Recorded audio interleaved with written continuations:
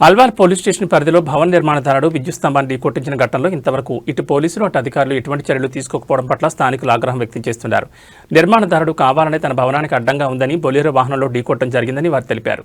రాజకీయ పార్టీ నాయకుడు కావడంతోనే అతడిపై చర్యలు తీసుకోవడానికి అధికారులు జంకుతున్నారని వారు ఆరోపించారు. నంబర్ ప్లేట్ లేని బొలెరో వాహనంలో గుద్దడం ఇదంతా సీసీ ఫుటేజ్లో నమోదు కావడం, విరిగిపోయిన కరెంటు స్తంభం అదే భవనం స్లాబ్ మధ్యలో ఇరుక్కుపోయి వేలాడుతూ ప్రమాదకరంగా మారిందని వారు వాపోతున్నారు. భవనం పక్కనే పాఠశాలుందని ఆ బడికొచ్చే చిన్నపిల్లలు తెలియక ఆడుకుంటూ ప్రమాదానికి గురైతే బాధ్యులు ఎవరని వారు ప్రశ్నిస్తున్నారు. ఇప్పటికైనా అధికారులు స్పందించి అదే స్థానంలో నూతన స్తంభాన్ని ఏర్పాటు చేయాలని, బాధ్యులపై కఠిన చర్యలు తీసుకోవాలని వారు డిమాండ్ చేశారు.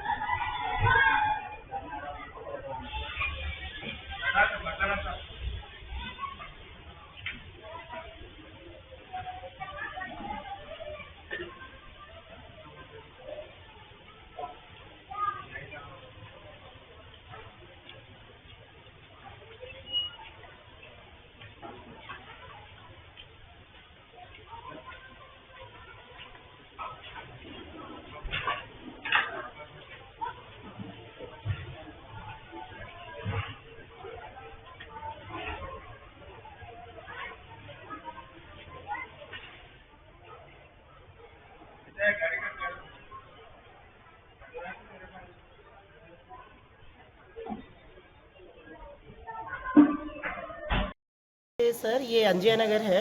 तो हमारे गली में ऐसा ये पुल को आके कुछ ऑटो रिक्शा समथिंग मार दिया। तो छोटे छोटे बच्चे रहते इधर, पूरे चिल्ड्रंस खेलते रहते। तो ऐसा करना गलत है, इसको कोई रेस्पॉन्स देना चाहिए ना, क्योंकि कोई बच्चे के ऊपर पुल गिर जाएगा तो कौन रेस्पॉन्स है? गरीब कॉलोनी है ये, labour area. So we can't do anything.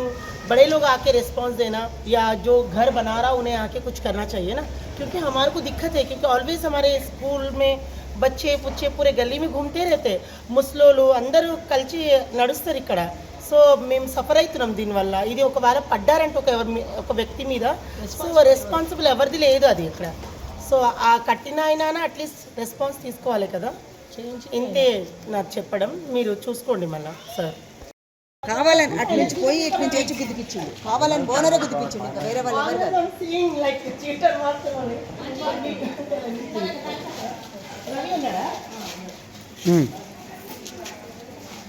కొంచెం మంచిగా రాయండి సార్. నేను మాట్లాడతామా.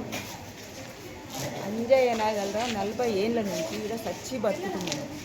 ఈ పోర్లు కూడా మేము కష్టపడి వేయించుకున్న పోర్లు ఎవడో వచ్చి తీస్తా అంటే ఎంతవరకు కరెక్ట్ అయ్యేది?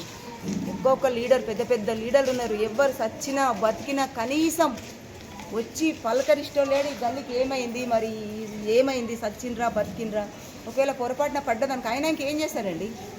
అయిన తర్వాత ఎవరో చేంజ్ చేస్తారు ఇక్కడ.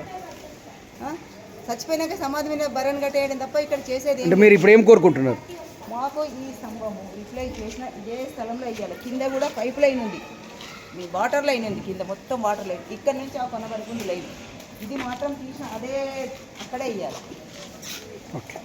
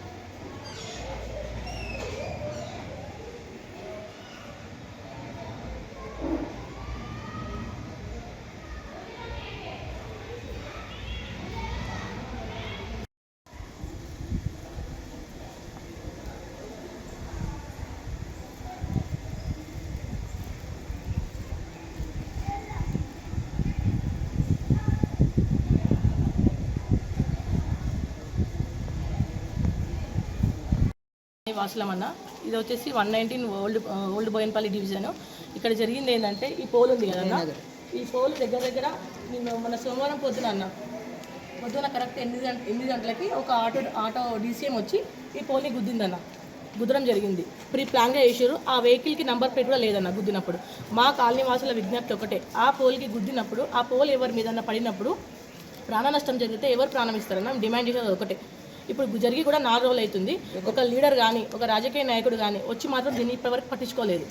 వచ్చి చూడాలి కదన్నా ఏం జరిగింది, ఎక్కడ అయింది, పిల్లలు ఉన్నారు, ఏజ్ వాళ్ళు ఉన్నారు, ఏమన్నా పట్టించుకోవాలా లేదా? దాన్ని పట్టించుకోకుండా అసలు ఎవరు రాలేదు ఇప్పటివరకు. రేపు ఓట్లకు వచ్చినప్పుడు ఎట్లా వస్తారన్న ఓట్లకి చెప్పండి. అంటే ఈయన ఎవరు మీకు తెలిసిన మా ఎదురుగానే గల్లేనా కదా ఆయన కూడా. ఇల్లు అయినదే ఆయన అడిగితే ఆయన ఏమన్నాడు మరి? ఆయన లేడలేడు గుద్దిపినప్పుడు అసలు పరారైపోయింది. లేడు ఇక్కడ వెళ్ళి ఎంజాయ్ చేస్తుండే ఆయన. ఎంక్వైరీ చేసుకోండి మీరు కావాలంటే. ఇచ్చిండు వెళ్ళిపోయిండు కథం. గుద్దిపించినప్పుడు కూడా అక్కడ నుంచి చూసి ఏం చెప్తుంది తెలుసా, మంచి గుద్దినావా అని రికార్డ్ అయింది వీడియోలో కూడా.